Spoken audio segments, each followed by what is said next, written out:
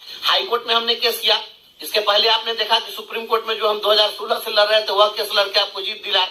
तो ये तमाम चीजें हैं हम लोगों ने किया है और यह अभी तक अपने प्रयास से जो कुछ भी हमसे बन सका है हाईकोर्ट में भी हमने लड़ लिया, सुप्रीम कोर्ट में भी हमने यहाँ तक पहुंचा दिया है और कल सुप्रीम कोर्ट में मेंशन भी होगा। तो आप समझ सकते हैं क्योंकि सुप्रीम कोर्ट की लड़ाई काफी खर्चीली होती है, यहाँ की फीस बहुत ज्यादा होती है। इसलिए आप सभी लोगों से आग्रह है कि कल आप सभी लोग 11 बजे तक मुझे अधिक से अधिक आप लोग आर्थिक सहयोग करिए ताकि हमें कल अधिवक्ता को फीस भी देनी है। मैं ऐसे पैसा मांगता नहीं हूँ लोगों से, लेकिन चूंकि सुप्रीम कोर्ट की लड़ाई है यहाँ तक तो हम अपने प्रयास से ले आए हैं, लेकिन इसके आगे हमसे नहीं हो सकेगा। आप सभी लोग मदद करिए, तो आप लोग करिए सहयोग और ईश्वर से प्रार्थना करिए कि हम जिस अभियान में लगे हैं वह अभियान सफल हो, सुप्रीम कोर्ट में आपकी बात कल गूंजे। कल अगर मेंशनिंग में सुन लिया गया, कल अगर बहस हो गई तो कल ही, नहीं तो परसों निश्चित रूप से कुछ न कुछ होगा। हम बेहतरी के लिए भरपूर प्रयास कर रहे हैं। आप सभी साथी इसी प्रकार से विश्वास बनाए रखिए, आपाधापी में नहीं रहना है। आज भी हमारे पास सैकड़ों फोन आए और लोग कहे कि सर परीक्षा नहीं देंगे तो नौकरी तो नहीं न जाएगी। अरे भैया मैं बार बार आप लोगों को कह रहा हूँ कि नौकरी किसी की नहीं जाने वाली है, काहे के लिए परेशान है।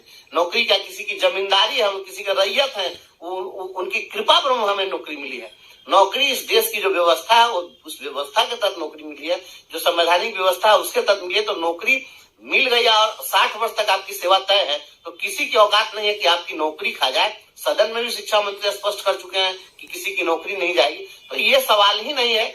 हमें परीक्षा और नौकरी इन चीजों से बहुत मतलब नहीं है। हमारी लड़ाई इस बात की है कि हम शिक्षकों को जो अनावश्यक रूप से ये चाह रहे मनमाने तरीके से कहीं भी हाँक देने के लिए, किसी जिला में भेज देने के लिए, हमें दिक्कत इस बात से है। और जो संवैधानिक प्रोविजन है वो हम आपको बतला चुके हुए हैं कि संवैधानिक प्रोविजन क्या है। कॉन्स्टिट्यूशनली यह जो नियमावली बनाई है, यह नियमावली संवैधानिक रूप से बिल्कुल गलत है और इस तरीके से ये नहीं कर सकते। कुछ लोगों को लगा कि हम जो कल बात कर रहे थे तो कुछ साथियों को यह लगा कि शायद हम यही मांग कर रहे हैं कि हमें पंचायतों के अधीन ही छोड़ दिया जाए। ऐसी बात नहीं है। हम यह कह रहे हैं कि अगर आप हमारी सेवा शिक्षा विभाग के अंतर्गत सामंजित कर रहे हैं तो आप करिए और सामंजित किया जा सकता है। लेकिन पंचायत शिक्षक के रूप में, प्रखंड नगर शिक्षक के रूप में, माध्यमिक उच्चतर माध्यमिक शिक्षक के रूप में जो हमें सुविधाएं मिली हुई है, जो हमें अधिकार मिले हुए हैं, उसको आप नई नियमावली के तहत आप उसमें कटौती नहीं कर सकते। हमारे कहने का मतलब ये था। ये नहीं है कि हम कह रहे हैं कि हमको स्थानीय निकाय में छोड़ दें। दूसरी बात है कि हमारे कुछ जो अति विद्वान साथी हैं, इनकी विद्वता तो मैं देख रहा हूं कई वर्षों से, हालांकि इनकी विद्वता से कुछ समाज को हासिल तो हुआ नहीं, लेकिन ये लोग जो दिन भर जो तमाशा करते हैं और नफरत फैलाते हैं कि हमने मध्य प्रदेश और छत्तीसगढ़ और उड़ीसा का मॉडल हमने दिया तो हमने कह दिया कि इनको सीनियरिटी के आधार पर दे दिया जाए। ऐसा मैंने कभी कहा है क्या? और जानकारी नहीं है। हे देवता, आप लोग यक्ष हैं, गंधर्व हैं, किन्नर हैं, आप लोग क्या हैं? कोटि कोटि आपके चरणों में मैं प्रणाम करता हूँ। नफरत फैलाते फैलाते जिंदगी चली गई, कुछ नहीं हासिल हुआ। जीवन की एक उपलब्धि है यार, मरने के समय में भगवान भी तुमको माफ नहीं करेंगे तुम लोग जिस तरीके से नफरत फैला रहे हो। पता है मध्य प्रदेश में क्या है? सो नहीं जानते हो तो जान लो। मध्य प्रदेश में जा करके और पता कर लो। जिसकी सेवा 2 वर्ष पूरी हुई उसको भी सेवा में सामंजित किया गया शिक्षा विभाग में। हम 8 वर्ष और 10 वर्ष कर रहे हैं और 8 वर्ष भी होता है तो जो लोग 2013 में और 14 में बहाल हुए उनको 22 में ही हो गए होते। बहुत बड़े टीटी के नेता बनने चले हो तो क्या दिला दिए हो अभी तक? ये वो चांदनी झा को तो न्याय ही नहीं दिला सके।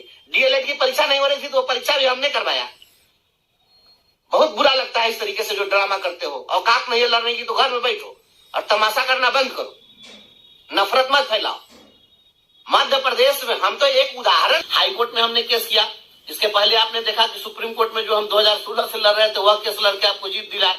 तो ये तमाम चीजें हैं हम लोगों ने किया है और यह अभी तक अपने प्रयास से जो कुछ भी हमसे बन सका है हाईकोर्ट में भी हमने लड़ लिया, सुप्रीम कोर्ट में भी हमने यहाँ तक पहुंचा दिया है और कल सुप्रीम कोर्ट में मेंशन भी होगा। तो आप समझ सकते हैं क्योंकि सुप्रीम कोर्ट की लड़ाई काफी खर्चीली होती है, यहाँ की फीस बहुत ज्यादा होती है। इसलिए आप सभी लोगों से आग्रह है कि कल आप सभी लोग 11 बजे तक मुझे अधिक से अधिक आप लोग आर्थिक सहयोग करिए ताकि हमें कल अधिवक्ता को फीस भी देनी है। मैं ऐसे पैसा मांगता नहीं हूँ लोगों से, लेकिन चूंकि सुप्रीम कोर्ट की लड़ाई है यहाँ तक तो हम अपने प्रयास से ले आए हैं, लेकिन इसके आगे हमसे नहीं हो सकेगा। आप सभी लोग मदद करिए, तो आप लोग करिए सहयोग और ईश्वर से प्रार्थना करिए कि हम जिस अभियान में लगे हैं वह अभियान सफल हो, सुप्रीम कोर्ट में आपकी बात कल गूंजे। कल अगर मेंशनिंग में सुन लिया गया, कल अगर बहस हो गई तो कल ही, नहीं तो परसों निश्चित रूप से कुछ न कुछ होगा। हम बेहतरी के लिए भरपूर प्रयास कर रहे हैं। आप सभी साथी इसी प्रकार से विश्वास बनाए रखिए, आपाधापी में नहीं रहना है। आज भी हमारे पास सैकड़ों फोन आए और लोग कहे कि सर परीक्षा नहीं देंगे तो नौकरी तो नहीं न जाएगी। अरे भैया, मैं बार बार आप लोगों को कह रहा हूँ कि नौकरी किसी की नहीं जाने वाली है। काहे के लिए परेशान है? नौकरी क्या किसी की जमींदारी है? हम किसी का रैयत है? उनकी कृपा पर हमें नौकरी मिली है। नौकरी इस देश की जो व्यवस्था है वो उस व्यवस्था के तहत नौकरी मिली है, जो संवैधानिक व्यवस्था है उसके तहत मिली है। तो नौकरी मिल गई और 60 वर्ष तक आपकी सेवा तय है तो किसी की औकात नहीं है कि आपकी नौकरी खा जाए। सदन में भी शिक्षा मंत्री स्पष्ट कर चुके हैं कि किसी की नौकरी नहीं जाएगी। तो ये सवाल ही नहीं है। हमें परीक्षा और नौकरी इन चीजों से बहुत मतलब नहीं है। हमारी लड़ाई इस बात की है कि हम शिक्षकों को जो अनावश्यक रूप से ये चाह रहे मनमाने तरीके से कहीं भी हाँक देने के लिए, किसी जिला में भेज देने के लिए, हमें दिक्कत इस बात से है। और जो संवैधानिक प्रोविजन है वो हम आपको बतला चुके हुए हैं कि संवैधानिक प्रोविजन क्या है।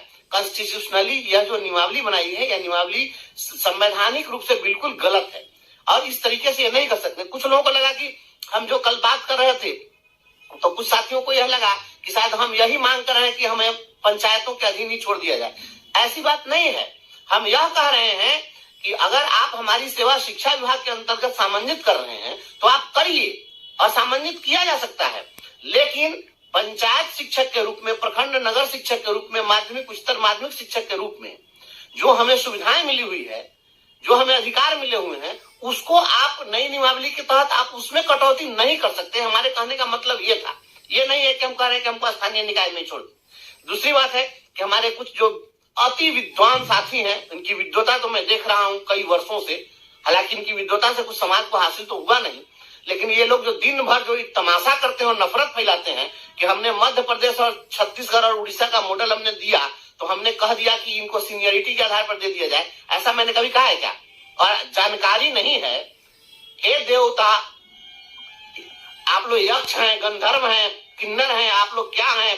कोटि कोटि आपके चरणों में मैं प्रणाम करता हूँ। नफरत फैलाते फैलाते जिंदगी चली गई, कुछ नहीं हासिल हुआ। जीवन की एक उपलब्धि है यार, मरने के समय में भगवान भी तुमको माफ नहीं करेंगे तुम लोग जिस तरीके से नफरत फैला रहे हो। पता है मध्य प्रदेश में क्या है? सो नहीं जानते हो तो जान लो। मध्य प्रदेश में जा करके और पता कर लो। जिसकी सेवा 2 वर्ष पूरी हुई उसको भी सेवा में सामंजित किया गया शिक्षा विभाग में। हम 8 वर्ष और 10 वर्ष कर रहे हैं और 8 वर्ष भी होता है तो जो लोग 2013 में और 14 में बहाल हुए उनको 22 में ही हो गए होते। बहुत बड़े टीटी के नेता बनने चले हो तो क्या दिला दिए हो अभी तक? ये वो चांदनी झा को तो न्याय ही नहीं दिला सके। डीएलएड की परीक्षा नहीं हो रही थी तो वो परीक्षा भी हमने करवाया। बहुत बुरा लगता है इस तरीके से जो ड्रामा करते हो। औकात नहीं है लड़ने की तो घर में बैठो और तमाशा करना बंद करो, नफरत मत फैलाओ। मध्य प्रदेश में हम तो एक उदाहरण जैसे एक साथ टैग हो गया, फिर सभी लोग आंदोलन की राह पर हैं, सड़कों पर आंदोलन कर रहे हैं। हम भी सभी लोग के साथ हैं, लेकिन न्यायिक रूप से जहां पर हाई कोर्ट में लोग जा करके और हाई कोर्ट के अगले डेट 13 मार्च का लोग इंतजार कर रहे हैं, वैसी स्थिति में मुझे लगा कि यह इंतजार करना उचित नहीं होगा, क्योंकि उच्च न्यायालय को यह चाहिए था कि इमीडिएट परीक्षा पर रोक लगा देनी चाहिए थी और उसके बाद सुनवाई करनी चाहिए थी। लेकिन हाई कोर्ट ने परीक्षा पर रोक नहीं लगाई और डेट दे दिया एग्जामिनेशन के बाद। तो फिर परीक्षा के बाद सुनवाई का कोई मतलब नहीं रह जाता है।